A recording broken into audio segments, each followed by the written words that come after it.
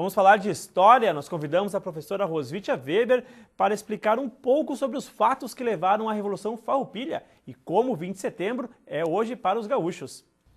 O mês de setembro tem grande importância para o Rio Grande do Sul. Dia 20 de setembro é lembrado como data máxima do orgulho e do cultivo às tradições.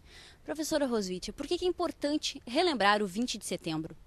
É importante justamente por isso que tu colocas, que é uma data máxima, ela é muito comemorada, se tem este feriado do 20 de setembro, e essa é uma data que ela é utilizada também para a construção de todo um imaginário sobre o que é o ser gaúcho, essa construção da identidade gaúcha.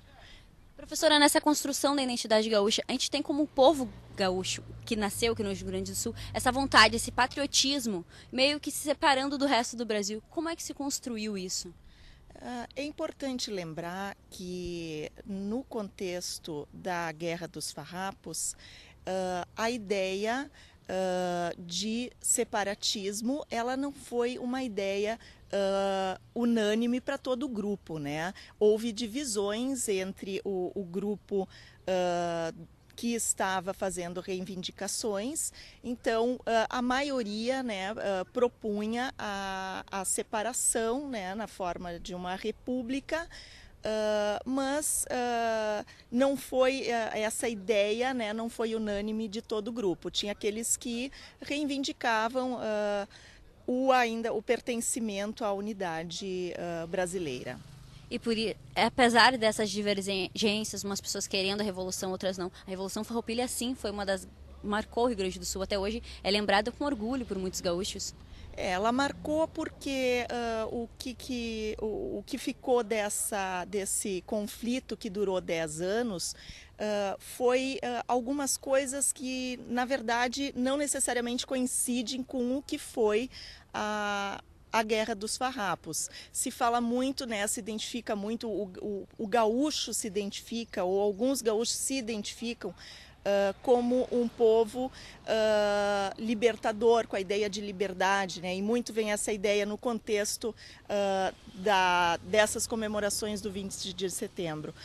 No entanto, né, nós temos que lembrar que no contexto essa liberdade ela foi limitada, né? Era uma liberdade que uma elite da campanha rio-grandense estava reivindicando em função de interesses econômicos e de maior autonomia política dentro aqui do estado. Então não era uma liberdade que propunha, por exemplo, a libertação da escravidão. Tinha alguns farroupilhas que defendiam a libertação dos escravos, mas isso não era uma proposta de todo o grupo.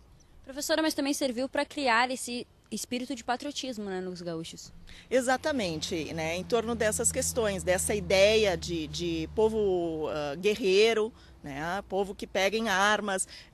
Então a questão tem muito a ver, está muito relacionada também com as tradições que se cultivou posteriormente através da formação do movimento tradicionalista gaúcho. Então a gente pode identificar que esse regionalismo voltado para o gauchismo é um regionalismo que efetivamente deu certo, né, porque outros estados também do Brasil tiveram lutas por autonomia política, foram contra o governo imperial, mas, no entanto, essas lutas não serviram para a construção de uma identidade. Agora, no caso do gauchismo, foi um regionalismo que se pode dizer que rendeu frutos e hoje é quase que uma hegemonia ideológica esta ideia, né, em torno do 20 de setembro,